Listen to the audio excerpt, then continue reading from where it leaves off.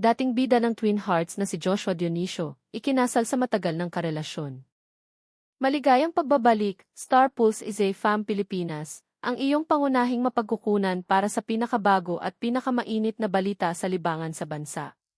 Kung bago ka rito, huwag kalimutang pindutin ang like button, subscribe, at pindutin ang notification bell para updated ka sa mga trending na balita. Tumutugtog na ang mga kampana ng kasal para sa isa sa mga pinakapamilyar na mukha ng telebisyon sa Pilipinas.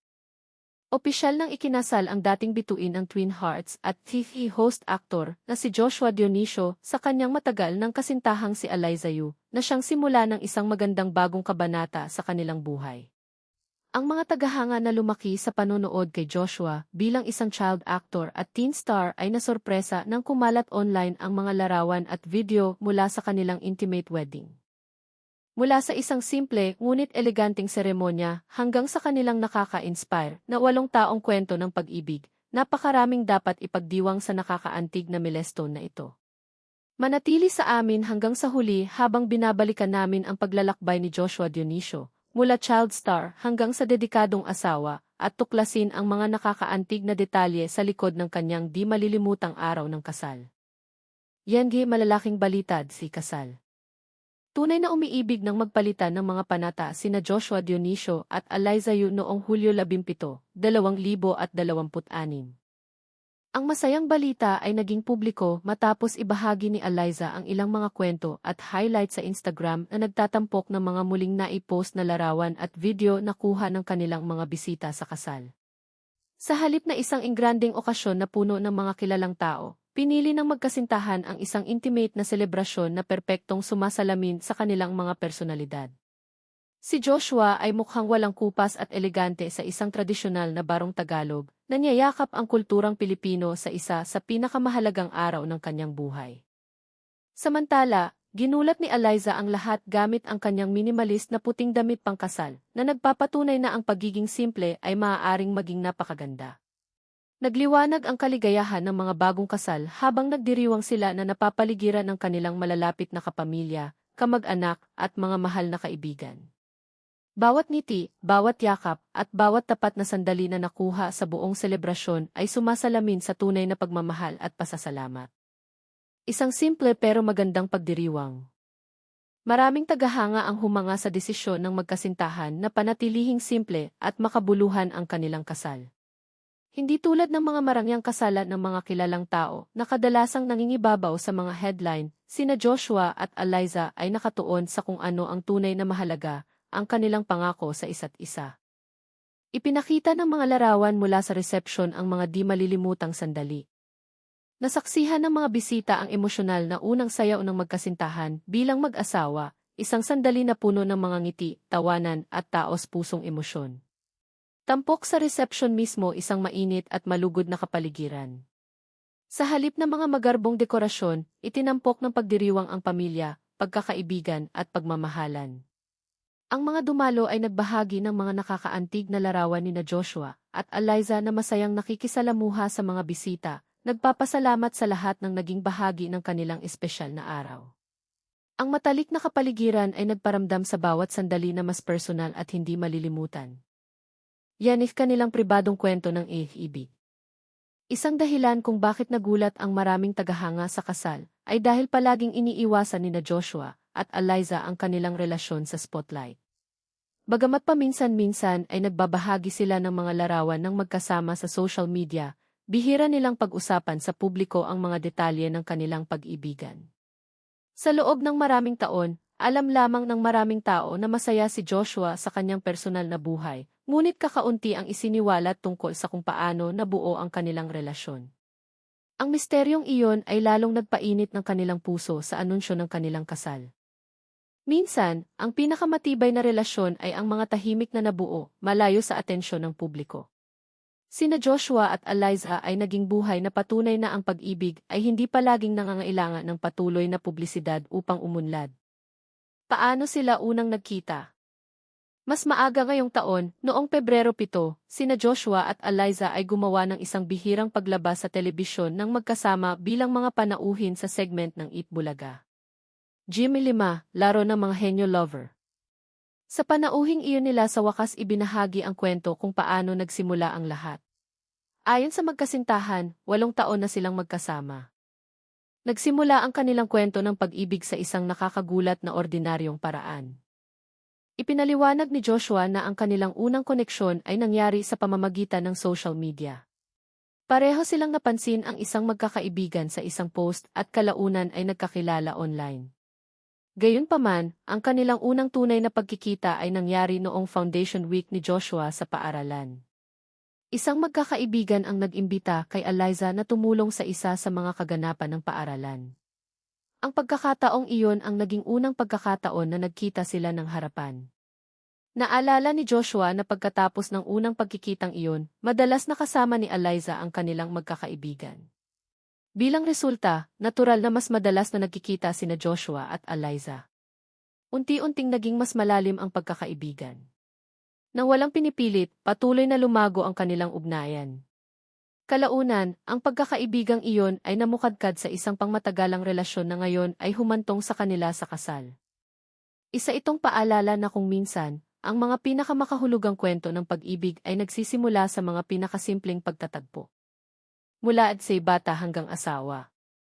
Si Joshua Dionisio ay naging bahagi ng libangan sa Pilipinas sa halos buong buhay niya. Maraming manonood ang unang nakakilala sa kanya noong 2006 nang sumali siya sa sikat na fantasy series ng na Super Ingo. Ginampanan niya ang papel ni Ken Pamintuan, isang papel na nagpakilala sa kanya sa milyon-milyong pamilyang Pilipino. Ang kanyang likas na talento sa pag-arte ay mabilis na nagbigay sa kanya ng mas maraming paglabas sa telebisyon.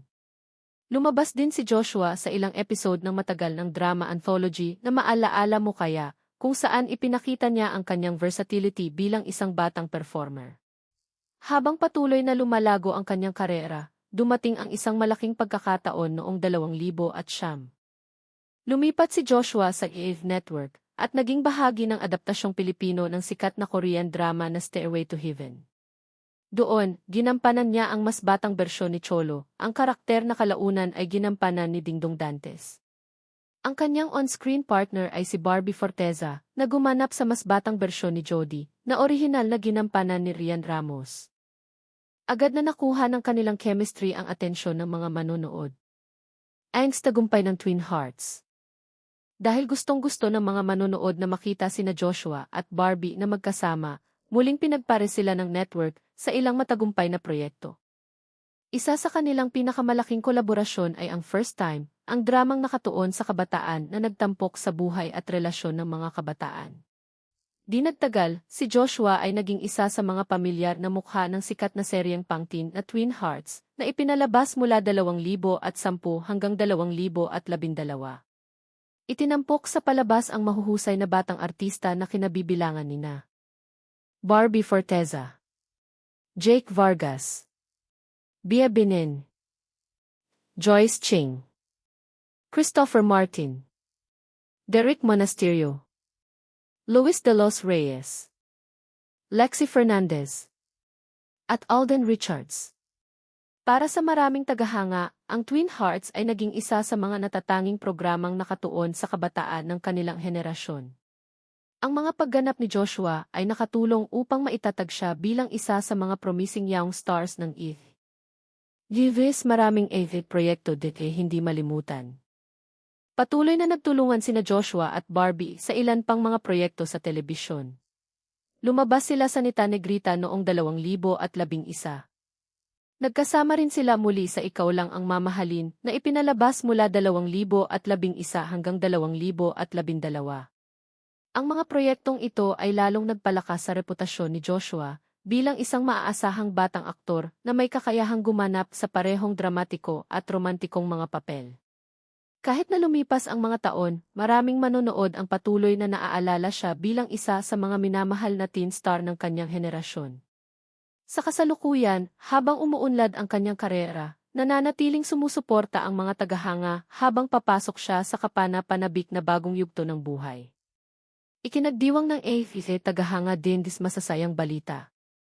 Kasunod ng anunsyo ng kasal, hindi mabilang na mga tagahanga ang bumati sa mga bagong kasal sa social media.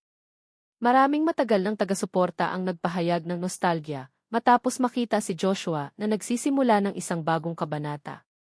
Ang mga nakapanood sa kanyang paglaki mula sa isang batang aktor patungo sa isang teen idol ay nagdiriwang ngayon ng kanyang paglipat sa buhay may asawa. Pinuri ng iba ang magkasintahan sa pagpili ng isang elegante, ngunit mapagkumbabang selebrasyon. Marami rin ang humanga kung paano nagawa ni na Joshua at Aliza na mapanatiling matatag ang kanilang relasyon kahit na malayo sila sa spotlight. Sa panahon kung saan ang mga relasyon ay madalas na nabubunyag sa publiko sa social media, ang kanilang tahimik at pangmatagalang kwento ng pag-ibig ay nagbigay inspirasyon sa maraming tao. Ang kasal ni Joshua Dionisio ay higit pa sa isang headline ng mga kilalang tao. Ito ay isang kwento tungkol sa paglaki, paghahanap ng pangmatagalang pag-ibig, at pagpili na ipagdiwang ang pinakamalalaking sandali ng buhay ng may katapatan at pagiging simple. Mula sa kanyang di malilimutang mga araw bilang isang batang aktor sa Super Ingo, hanggang sa pagiging isa sa mga pamilyar na mukha ng Twin Hearts, at ngayon ay niyayakap ang buhay may asawa kasama si Aliza Yu. Ang paglalakbay ni Joshua ay patuloy na nagbibigay inspirasyon sa mga matagal ng tagahanga. Habang sinisimulan ng mga bagong kasal ang kapana-panabik na bagong pakikipagsapalaran na ito ng magkasama, nais ng lahat na magkaroon sila ng isang buhay na puno ng kaligayahan, pagmamahal, mabuting kalusugan, at hindi mabilang na magagandang alaala. Muli, binabati namin sina Joshua Dionisio at Aliza Yu sa kanilang magandang kasal. Ano ang iyong mga paboritong alaala ni Joshua Dionisio mula sa kanyang mga araw bilang child star at Twin Hearts? Ibahagi ang iyong mga saloobin at taos-pusong pagbati sa seksyon ng mga komento sa ibaba. Kung nagustuhan mo ang video na ito, huwag kalimutang mag-like, share, at subscribe sa aming channel para sa iba pang mga trending na balita tungkol sa entertainment sa Pilipinas, mga update mula sa mga kilalang tao, mga nakaka-inspire na kwento ng pag-ibig, at mga eksklusibong headline tungkol sa showbiz. Salamat sa panonood at magkikita tayo sa susunod na video.